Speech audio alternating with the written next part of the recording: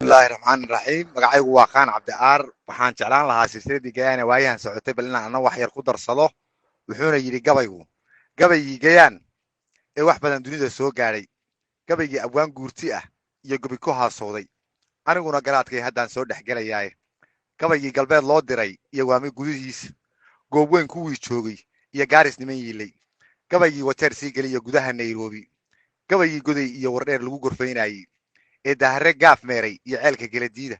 gabaygii jigsiga gaadhay ee taalle gogoshiisu anigoo galbeed iyo ku nool us gudaheeda anoon gobolladeenna iyo dhex tegin godanka ciideedba kii gamaa ii diiday ee gubayey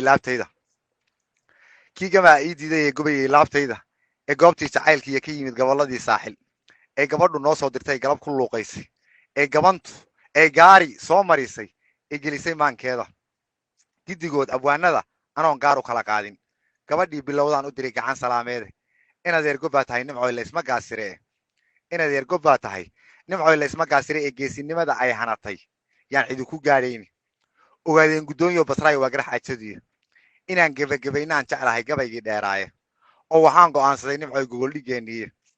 garcadaal sidaan iyo anaa guurti kuu mariye inaan geed fadhiisaan jeclahay goortan dabadeede